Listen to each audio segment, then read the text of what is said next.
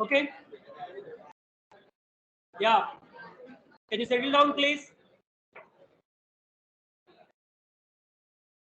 Please settle down.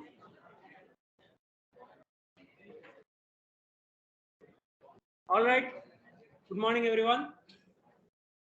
So in the last lecture, I introduced what this course is about, and I also told you that this course consists of mainly three parts: complexity theory, computability theory, and automata theory.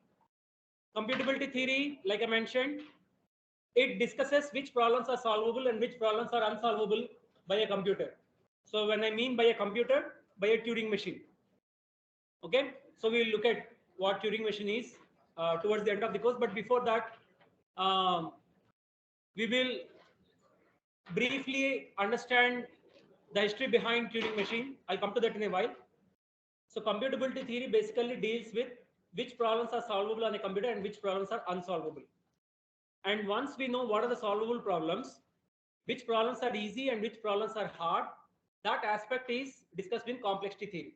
And as I mentioned already, you already know of complexity theory in a different way. Like when you analyze the complexity of any algorithm, you are dealing with complexity theory, whether it is of linear complexity or polynomial complexity or exponential complexity, you are dealing with complexity theory there. Okay. So the other thing is automata theory. So automata theory basically deals with different kinds of mathematical models of a computer. There are different levels of complexities. We will discuss some of these levels and what are the strengths and limitations of each kind of model. That also we will discuss. And the most powerful model is that of a Turing machine. Okay.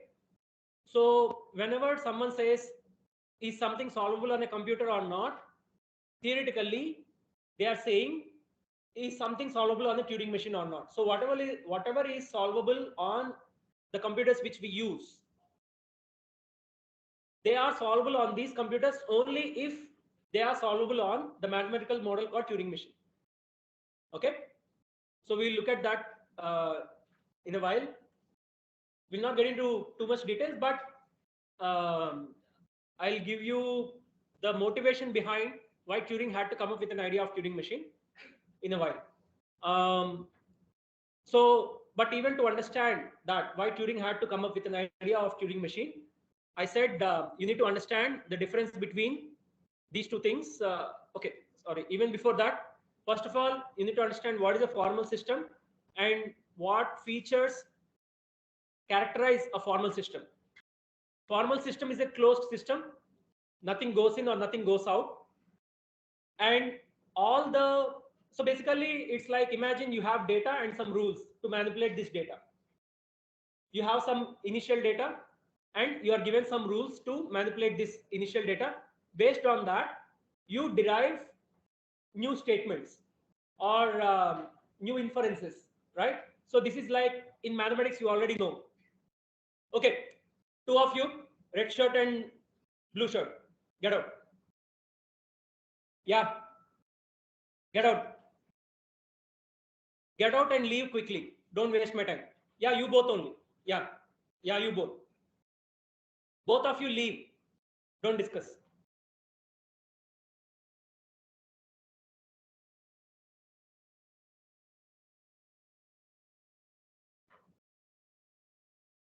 So a formal system is basically a closed system, which is, you already know in mathematics, we have some axioms, and then from axioms we derive some lemmas or theorems. So there are some rules using which you can derive new statements or new inferences from the existing statements, right? So this is a closed system. This is a formal system. And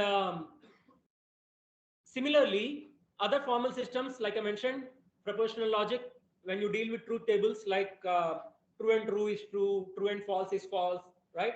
So this is propositional logic. Other logic is, another example is predicate logic. This also you sort of know, although you may not know the name. Like you might have used statements in mathematics like for all x, if x is divisible by 2, then x is an even number. For all, or there exists some x, there exists some y, right? So these statements are part of predicate logic. So all these are formal systems, they are closed systems. Whatever happens is, to understand what is happening inside the system, you need not go outside the system. You need not sort of look at reality to understand what is happening inside the system. You need not look at reality to understand what statement can be derived from which statements, right? Whereas if you have to look at reality, then that is not a closed system. That is not a formal system on its own. So one such example is physics. So physics by itself is not a formal system. Physics is based on a formal system called mathematics, but physics on its own is not a formal system because it is not a closed system. It deals with reality. It is the study of reality. And reality is not a closed system. It's a completely open system. We are still trying to know about reality. We still don't know everything about reality. And also, we did not define the laws of reality. Reality already comes with some laws. We are trying to discover them. Okay? So we did not define reality. We don't know everything about reality. And we cannot change reality the way we want. Suppose I don't like gravity tomorrow. I want to use some other law. I can't do that, right? I can't change the system the way I want. So that is not in my hands. All right. So physics is not a closed system, and it depends on another closed system called mathematics. Okay. In fact, any scientist, if you ask, they say physics is the bedrock of science, because whatever sciences you take, even social sciences, according to them, all social sciences can be reduced to biology, biology can be reduced to chemistry, and chemistry can be reduced to physics. So physics is the foundational science. I don't know how many of you watched Big Bang Theory. There is a series. In that, Sheldon likes physics. He says physics is the only science. All other sciences, like even geology, all other sciences, they are pseudosciences, or not even science according to him. All right. So there are people who take extreme stances, but almost everyone accepts that physics is the most fundamental science. Okay, but physics itself is based on mathematics. Physics gets its sort of harmony or neatness because it uses mathematics. If maths is not there, then physics cannot do anything. All right. So maths, because it is formal, it seems neat, it is foundational to even physics. It can be applied to any other domain. It can be applied to physics, it can be applied to maybe art, it can be applied to cosmos, it can be applied to mind. One can try doing that. So maths as a closed system can be applied anywhere. When it is applied to study matter, it is physics. Okay. So physics is not formal because it deals with an open system called reality. Maths is formal because it is a closed system. It has nothing to do with reality. It is purely sort of symbol manipulation. All right. Logic is also purely symbol manipulation. You define some symbols, you define the meanings for these symbols, you define the rules as to how some symbols operate on other symbols, and you generate new symbols. That's it. That's why it's also called symbolic logic. Okay. So formal systems are closed and sorry, only with respect to formal systems you can discuss some features like soundness, consistency, completeness, decidability. It's not necessary that every formal system has all these features, but one can discuss these features with respect to a formal system. So some formal systems may have one of them, two of these features, three or four, all features. That's a different case. But one can attribute or one can discuss these features with respect to a formal system. Like one can say, okay, this formal system has this feature, this formal system does not have this feature, like that. Okay. But to understand these features, you need to understand the difference between provability or validity and truth. So let me introduce another word which is more easy for you to understand, because last time when I used the word validity, some of you still got confused. So let me use third word. Remove this.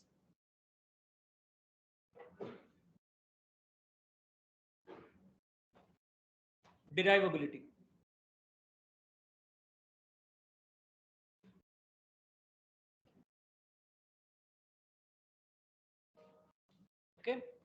So all these three can be used interchangeably. Provability or validity or derivability, all of them are equivalent. Okay. So like I said, logic has nothing to do with reality as such. You can define your own logic. For instance, like I said, there are many logics: para-consistent logic, deontic logic, doxastic logic, temporal logic, epistemic logic. Hundreds of logics are there. Each system defines its own axioms, its own rules, etc. Like there is one logic called deontic logic. So basically, that deals with morals. So in that logic, um, some morals are inherently taken to be true. For instance, say some X stole something. This is a statement. So the conclusion is X is a bad person. Now that is very different from this kind of logic where you need another statement. In this kind of logic, you need another statement. All people who steal something are bad people. And then we should say X stole something, and then we should conclude X is bad. But in that logic, you don't need a statement that all people who steal something are bad people. That is inherent in that logic. That is an inherent moral. So if you ask again, how do you conclude that X is bad just from the statement that X is stealing? It means you don't know the meaning of stealing and the values which it carries with it, and negative value which it carries with it. Okay? So that's a different kind of logic. So I can define my own kind of logic. In my logic, stealing is bad. So I don't need a separate premise that again stealing is bad. X stole, so X is a bad person. No, that is my logic. Okay. There is another logic called modal logic. MODAL, modalities, necessity, possibility. These are different modalities. Like something is necessarily true, something is possibly true, something is necessarily false, something is possibly false. So now, apart from just truth and falsity values, you are bringing in necessity and possibility also. So now you have four kinds of truth and false values: necessarily true, necessarily false, possibly true, possibly false. Now this logic will be different, right? For instance, again, like X stole something. You may say, no, X does not steal. But you may say that is not necessarily true. You may know X to be a good person, but it may be possible that he stole something, right? Otherwise, it's like playing true and false. No, that is false. No, this is true. There is some gray area in between, right? It may be possibly true. It may be possibly false, right? So those kind of modalities are captured in modal logic. So the point is, I define my own logic and I define the rules of my logic, and that is of some use to me. That will sort of model some portion of reality. Okay. Um, so people come up with different kinds of logics to capture different portions of reality. Like epistemic logic deals with knowledge, like A knows, B knows, A knows, B knows. Like we say, no, I know that you know that I know, right? This is different when you increase the number of levels or reduce the number of levels. Or A knows that B knows that C does not know, something like that. Or A knows C is true, or B knows C is not, B knows C does not know that D is true, something like that. So epistemic logic deals with these kind of statements. Temporal logic has time inherent in that. Like if A occurred before B and B occurred before C, then automatically one can infer that A occurred before C. But in this kind of logic, you can't say that, because occurrence meaning is not inherent in this logic. In temporal logic, the meaning of occurrence is inherent. Okay, so each logic comes with some inbuilt rules, inherent rules, and that need not have anything to do with reality. I can define anything I want, like a programming language. Imagine it's like a programming language. You have your own symbols, your own rules, everything, and when you have these symbols, you apply these rules, it will do something. So logic is something like that. It need not map with reality. It may map with reality. Someone may create logic just for fun. Okay. So logic is like a machine. It's like a game whose rules are completely defined by you. It may so happen that you have defined this game to understand reality better, to reason with reality better, or you have defined this game just for fun. Okay, but in whatever case, the nature of logic is that whatever statements are derived in that logical system, you need not look at reality to know whether those statements are derivable in that system or not. It's like game, right? Suppose you have a game which is completely opposite to this reality. Like imagine a case where in this world, whenever I leave an object, it falls down. But there can be another world when I leave an object, it goes up, or it may go sideways, or it may just stay there. Right? One can think. So I can create a logical system where the rules are like this, that all objects, when left, will go up. That's my logical system, and that is my set of axioms. And in that logical system, some other statements will be derived. Okay, so I'll come to that example again. So coming back to this, so this is one example of a method called deduction. You have heard of induction, you would have also heard of deduction. Even in English, it's used normally.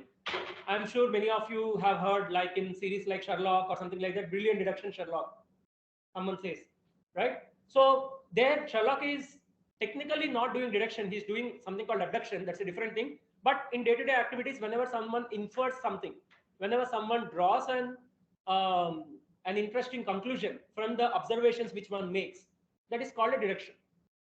So you're deducing something from something else. Okay, but deduction technically is this method where, given two premises, the first two statements are called premises or hypothesis. Given two hypotheses, you are drawing a conclusion. Now this conclusion is not anything new. This conclusion does not give you any new knowledge which is not present in the premises. It is only giving the same knowledge which is present in the premises in a different form.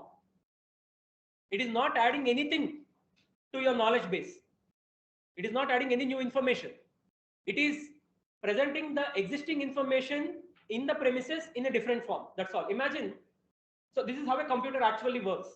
Imagine you give maybe a book to a computer, an entire book, and you ask the computer to deduce something from the statements in this book.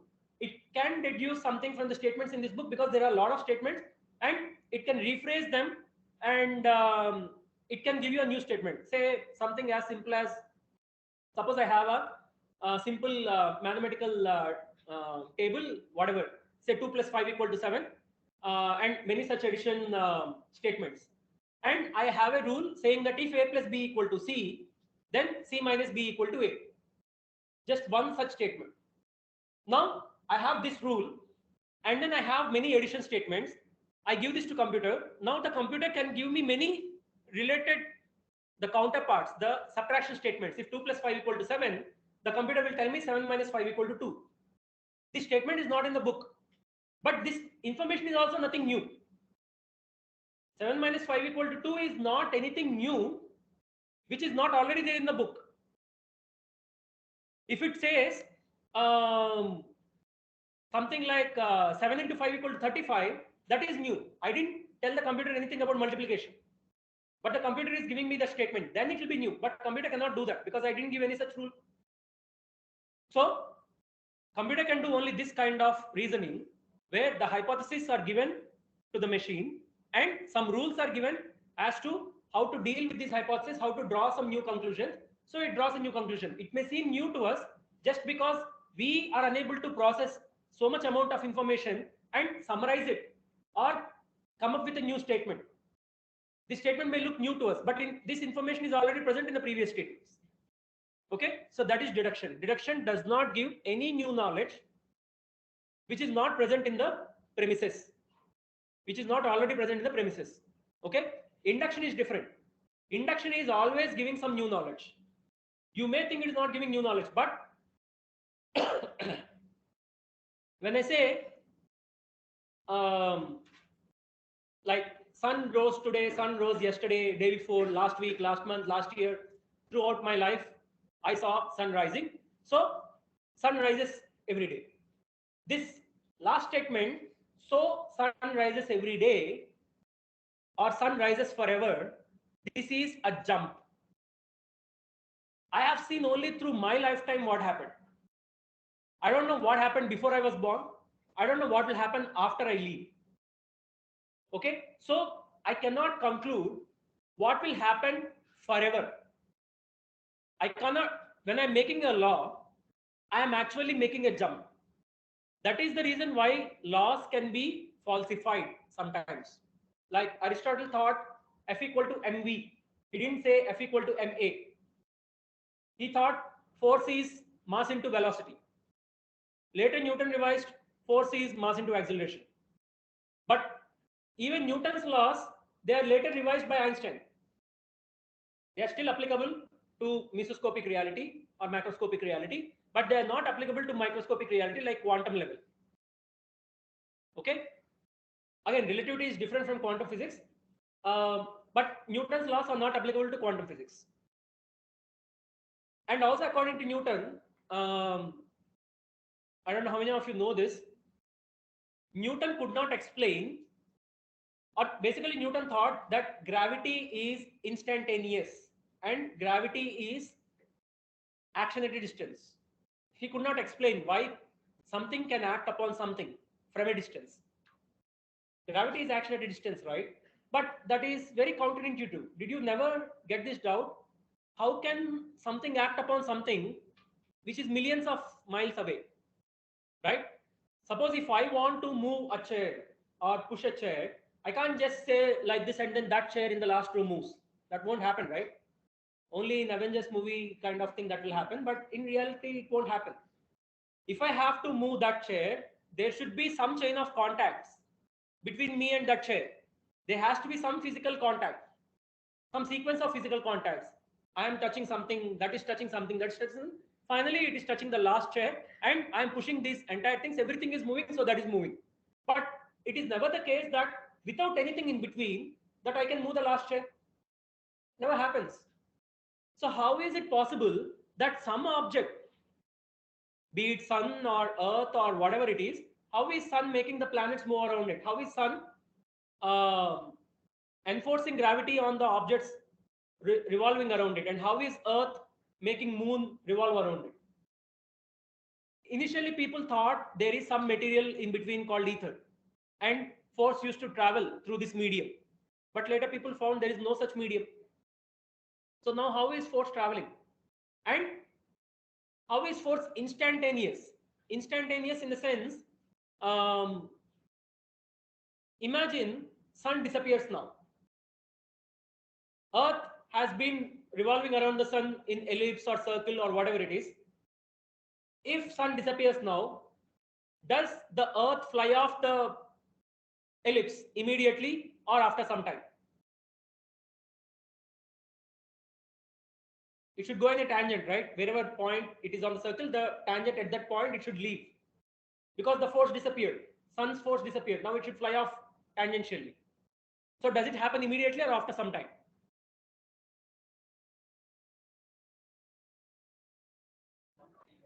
Hmm? After 8 minutes. Why? Yeah.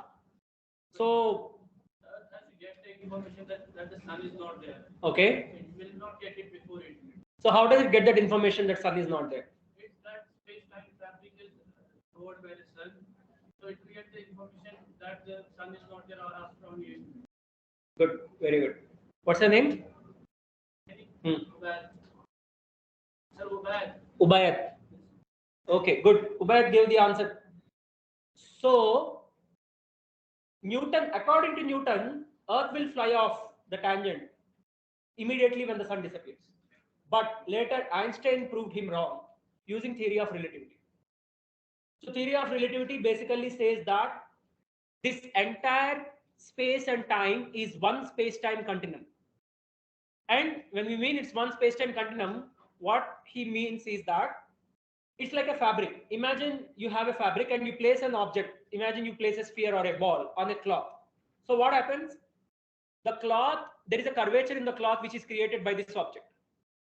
The larger the object, the larger the curvature.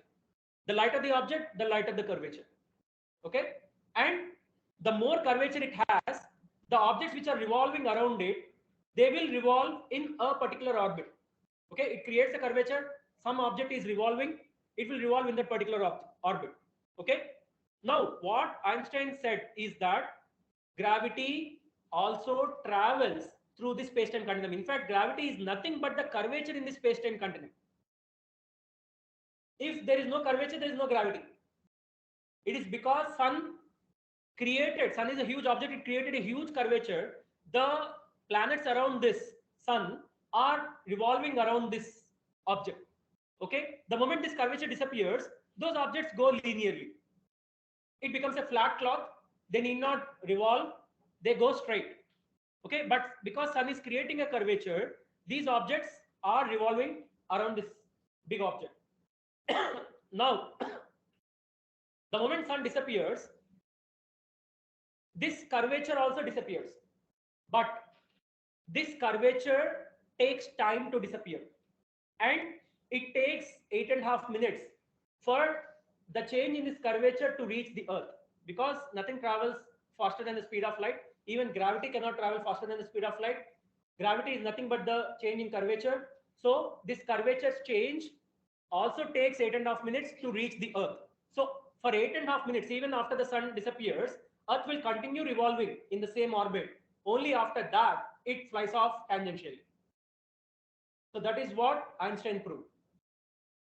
Okay, so what I'm trying to say is laws are based on induction. I mean, normally, actually not even induction, it's something called abduction. That's a different thing. But whatever you know of induction, what I'm trying to say is even induction, it is not not giving new knowledge, it is giving new knowledge. So to jump to a generic conclusion from some finite observations is capable because of our imagination. Otherwise, we will limit ourselves to whatever observations we see. Right? It's like I see sun rising today, yesterday, day before, and so on. I will just believe this is what happened. That's it. I need not generalize it. Like I say, okay, this table is yellow, that is brown, this is brown, whatever. Suppose if I see some 5 tables which are yellow, I'll say, okay, these 5 tables are yellow. I need not generalize that all tables are yellow. Whatever I see, they are that. That's all. The only reason why I may generalize is because I don't see a counter example. I don't generalize all tables are yellow because I may see some other color tables. That is why I don't generalize all tables are yellow. But still, even if I don't see a counter example, I need not generalize, but still I do.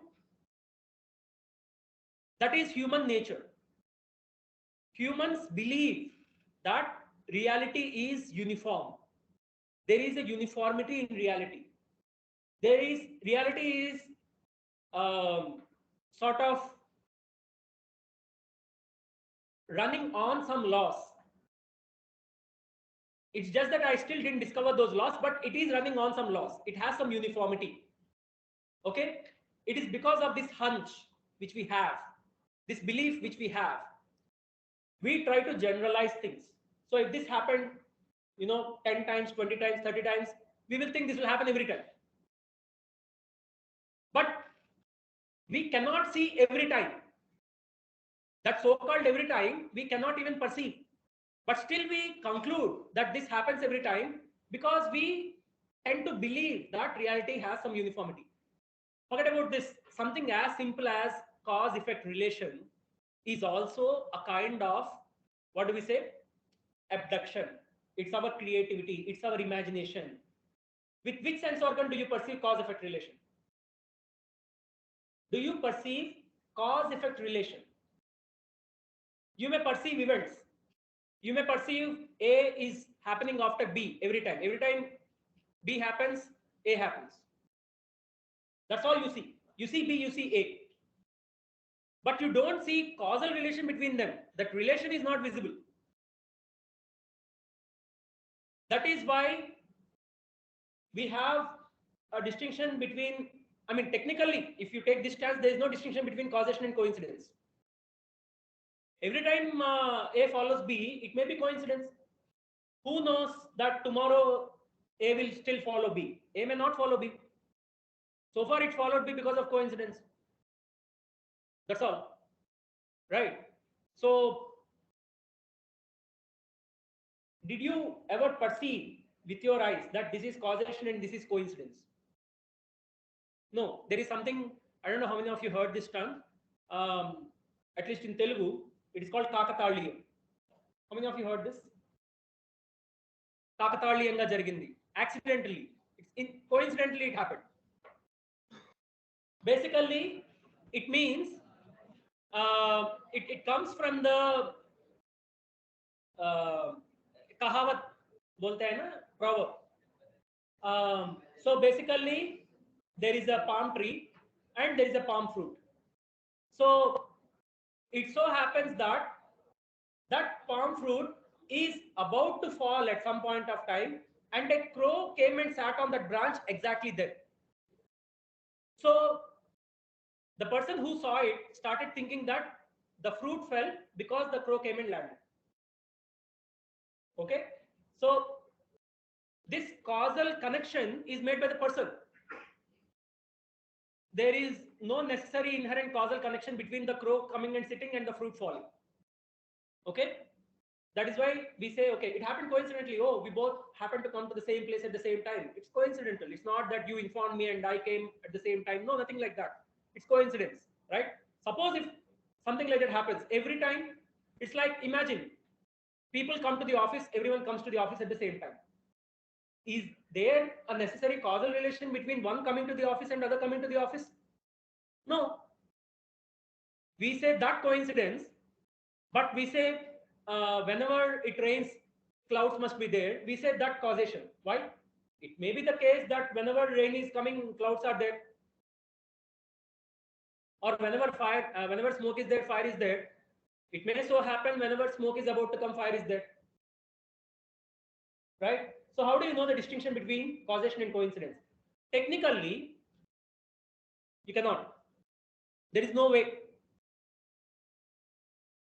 Technically, causation is that where, without exception, A always follows B. If there is even one instance where A does not follow B, it will be coincidence, not causation. But there is no way in which you can prove that A will always follow B, because always is a very big term.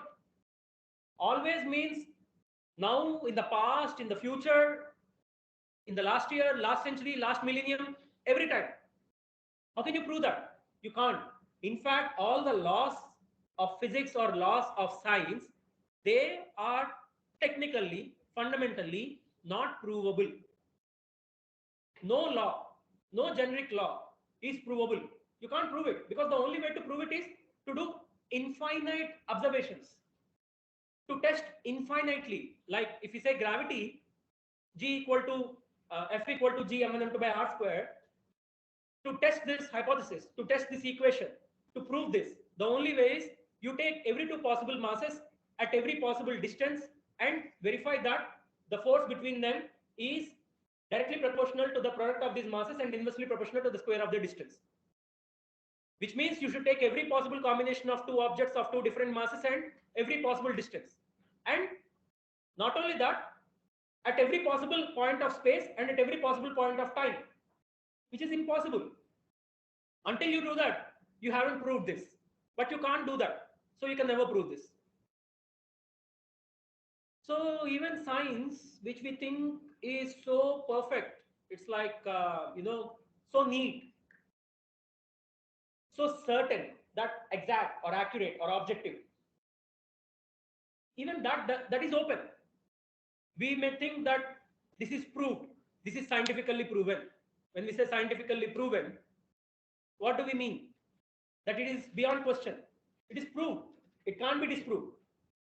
But no generic statement, no theory can be proved conclusively. To make it much simpler,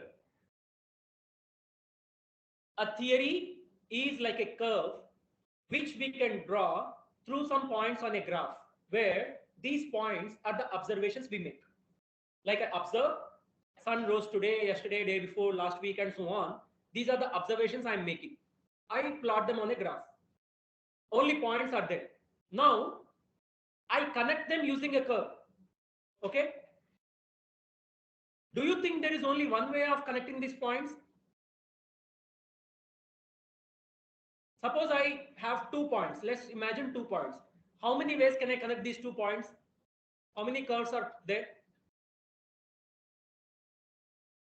Infinite. I can connect these 2 points using infinite curves. Line is only the shortest curve. There are infinite possible curves using which I can connect these 2 points. Now, not only 2, even if you have 1,000 points or million points, you can connect all of them using infinite curves. You can draw infinite curves through these points.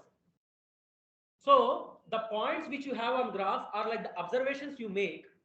The curve which you draw through these points is like the theoretical explanation, your hypothesis as to why these points are the way they are. And there can be infinite explanations for that. What we take is usually the shortest curve. That's all. But shortest curve is not a proof in itself. I can, tomorrow, I may find some new points which are not there on the shortest curve. Then I need to change my curve. Then the theory will change. Right? Again, if I find new points, new observations which I make, which don't fit into my curve, then I need to change my curve. Again, my theory needs to be revised. Right? So this is how any theoretical enterprise works. Okay? So if you have to come up with a theory, you basically come up on observations you make. Now only observations are given to you. Theory is not given. It is you who are connecting these dots based on your own imagination and your own creativity. If you see new observations which don't fit into this theory, then usually we don't reject it immediately. We try to still fit into our theory by saying, okay, maybe like when you do an experiment, if you don't get the accurate results, you will say, okay, maybe there is some fault in the apparatus, or maybe let me do the experiment again and again and let me take the average of the results. We do all these things. Okay, but you may reach a point where no matter how much you try, you cannot save your theory. You cannot hold on to your theory. Okay, so at that point, you have to revise your theory. You have to let go of your theory. It is like, you see, at earlier, long back, people thought Earth is at the center of universe, and all the planets, including sun, stars, everything was revolving around the Earth. Only later, during Copernicus' time and later, people started, I mean, it's not like people again suddenly change their belief. Beliefs take centuries to change. Even if you show me the proof, it's not like my belief will change immediately. It's not human nature. I will still try to cling on to my belief. That's any human's nature, even a scientist's nature also. Okay? So even if you show a proof to them, they won't change it immediately. It took centuries for people to believe or understand that sun is at the center of solar system. Universe is much bigger than solar system. But before that, they still made observations. It's like they still observed some planets. Some planets were visible in the sky. But they did not change their theory that Earth is at the center of universe just because their observations are not fitting into their calculations. Okay, if this planet is revolving around the Earth, right now it is at this position, then it should be at this position. But it is not. It is at some other position. So is Earth not at the center? No, they didn't think like that. They didn't question the core of their theory. They thought, okay, maybe this planet is taking a complex orbit. Maybe this planet is taking a complex path. So they came up with very complex planetary system where there are circles and then epicircles, again epicircles, circle around circle, that kind of a thing. They made the planetary system so complex that they were still able to fit their observations into their theory that Earth is at the center of universe. Okay? So what I'm trying to say is, only after a point of time where they could no longer fit. Even now, if one wants, if अगर कोई जिद्दी है तो वो कर सकता है. They can still do it. I can still believe that Earth is at the center of universe. Whatever you are seeing through telescope, this, that is still false. I can even conclude saying that you are all living in a dream. Whatever theories you have come up with, everything, you are all living in a dream. I have woken up. You have still not woken up. You are all still sleeping. First of all, how do you prove that you are not sleeping? You see, as long as you are in a dream, it will look absolutely real. Only when you come out of dream, you will know that you were in a dream. But as long as you are in a dream, it looks real, right? So you don't know whether you are in a dream or not. Fine. There is one very good movie you should watch that is called Lucia, Lucia. It is a Kannada movie. It's a crowd-funded movie. It is about the confusion between dream and waking reality. You see, one simple thing. How do you know what is real and what is dream?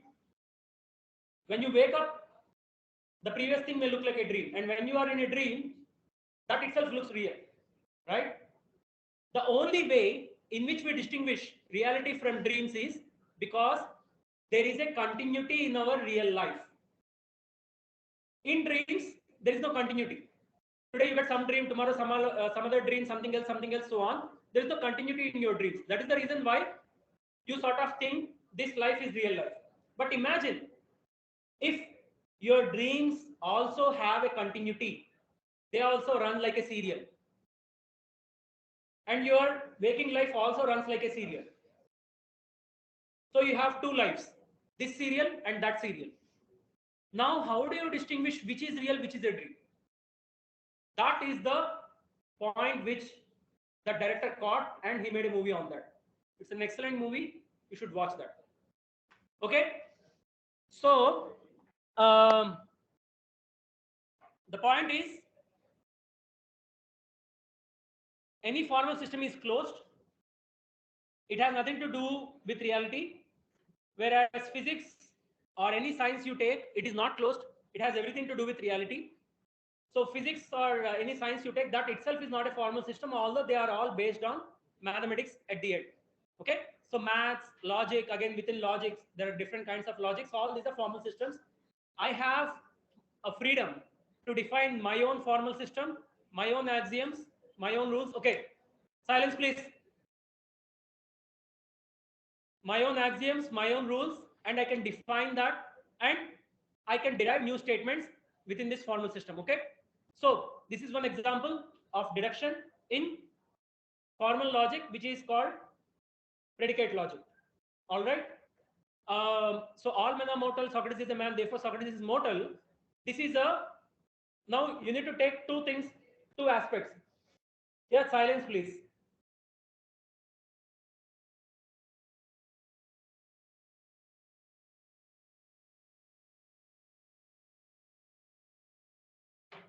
Okay.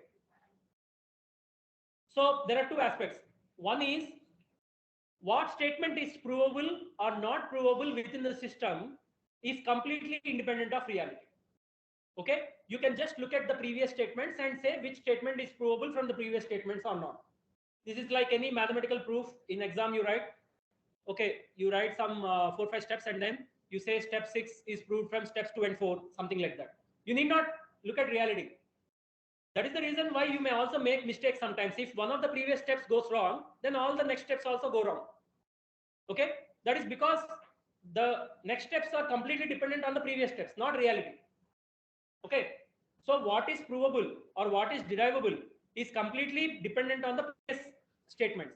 So in this case, there are two statements, all men are mortal, Socrates is a man. From these two, you can prove or derive a statement called Socrates is mortal. That's it. It's derivable from these two statements. With common sense, you can know it. Actually, there are some rules. If you take up any textbook on logic, you will know those meta rules, like how to derive, if given two premises, how do you derive a conclusion? But you need not know all that. For common sense, you know that this statement will follow from the two premises. You two go out, last two. Yeah, you only. Why are you looking behind? You and the one next to you. Yeah, you too. Go out. For long you have been disturbing me.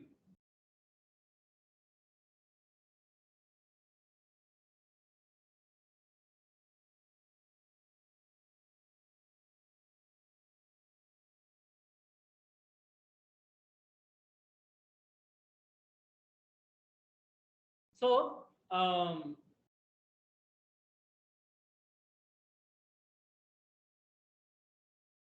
what was I saying?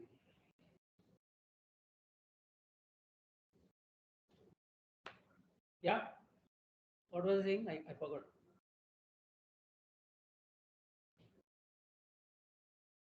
None of you were listening.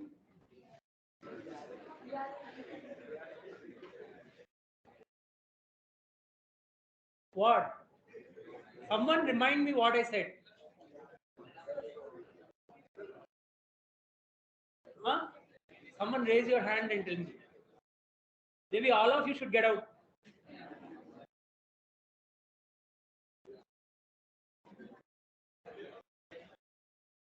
Yeah.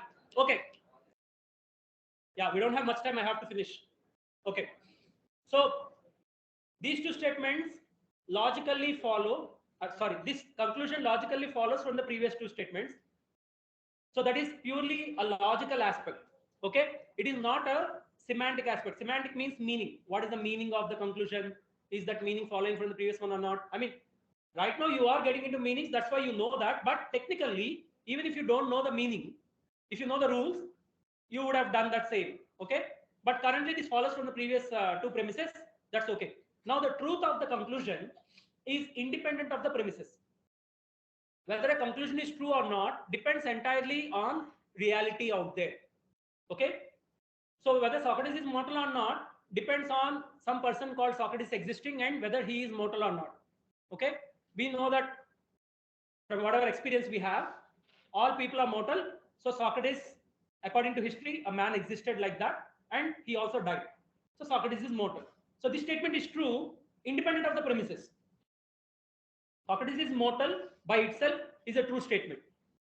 Okay. You need not look at the premises. So imagine it's like a graph, two axes. This axis is of logic, this axis is of reality. If you want to look at provability, look at only this axis. Ignore this axis, ignore reality.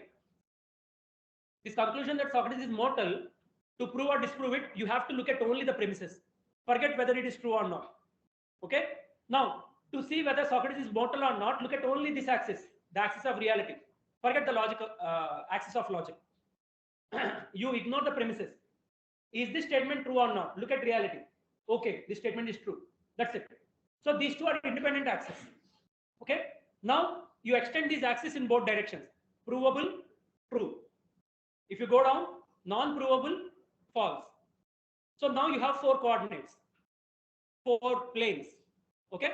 You will have all kinds of statements. Statements which fall in this. Okay. So statements which fall in this plane, this plane, this plane. So in four planes, statements can fall. Okay. So next example is all men are mortal. Socrates is a man. Now I just wrote a statement. Socrates is immortal. Now you need to see whether this so-called statement is provable or not. From the previous two statements, can you derive this statement? No. Socrates, all men are mortal and Socrates is a man. From that, how do I conclude that Socrates is immortal? I can't derive this statement from the premises. So this is unprovable or invalid or underivable. Okay. So this falls in the lower plane. Okay. And now is it true or not? Even with reality, if I check, Socrates is not immortal. So this is false. So this falls in the left x-axis, negative x-axis from my perspective. Okay. So this falls in negative x-axis, negative y-axis. Okay. Now the third case, all men are immortal. Socrates is a man. From these two, I'm just writing a statement. Socrates is immortal. This statement, is it derivable from the previous two statements? Yes. So it is derivable. Okay. Whether it's true or not is a different thing. But is it derivable? Yes. Now is it true? No. It is false. Okay. So this is in positive y-axis and negative x-axis.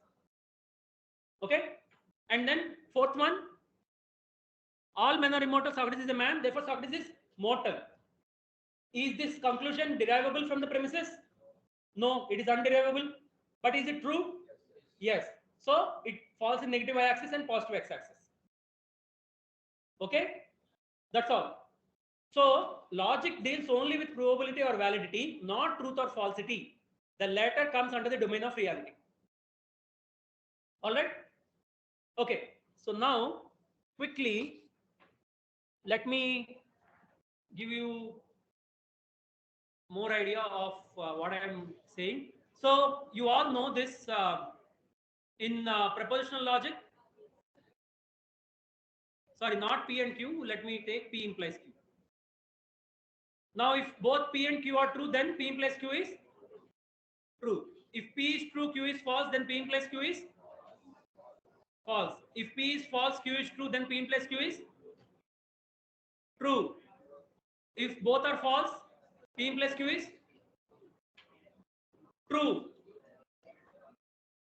Because a false statement can imply any statement, false or true. Doesn't matter. Okay. Now, yeah, 2 minutes, please. I didn't say leave, right? Now you take each of these scenarios represents a possible world. Okay. So each of these scenarios actually represents a possible world. So these are all different possible worlds, which means, suppose if I take a statement like all objects when left from a height fall down, this statement may be true in this universe, may be false in some other universe, right? So P and Q, they may be true in one universe, or both may be false in a different universe, or one may be true, one may be false in another universe. So these are all different universes. In that universe where both P and Q are true, P implies Q will be true. Where P is true, Q is false, P implies Q will be false. Okay. So the truth values, the statements are same. The conclusion will also be same if you follow the rules of logic. But the truth values of the premises as well as the conclusion can change from world to world. So that is the corresponding reality there. So that world has different reality, this world has different reality, and so on. Okay. Now, we know, like in our reality, if it rains, we know that there are clouds. Okay. This is a true statement. Fine. Because whenever it rains because clouds are there. Okay. It can never be the case that without clouds it can rain. All right. But if you take a statement like if moon is made of cheese, pigs can fly. This is also a true statement, because if moon were made of cheese, then pigs can fly. This entire statement is true. It does not mean individual statements are true. This entire statement is true because both the statements are false. Okay. Now, why I am saying this is the relation between these two is not a causal relation, but still this is a logically true statement. So a logical implication relation has nothing to do with causal relation. Okay. So logic, you may come up with logic which may map with reality, or you may come up with logic which has nothing to do with reality. Logic by itself is a closed system. Fine. So if you have a false statement, from that you can always derive any statement, false or true or false. Each one of these, overall, this will be a true statement, this will be a true statement, this will be a true statement, this will be a true statement. So if you start with false, whichever statement you derive, the entire thing will be a true statement. Okay. So I'll tell you, I'll continue later why I gave you this.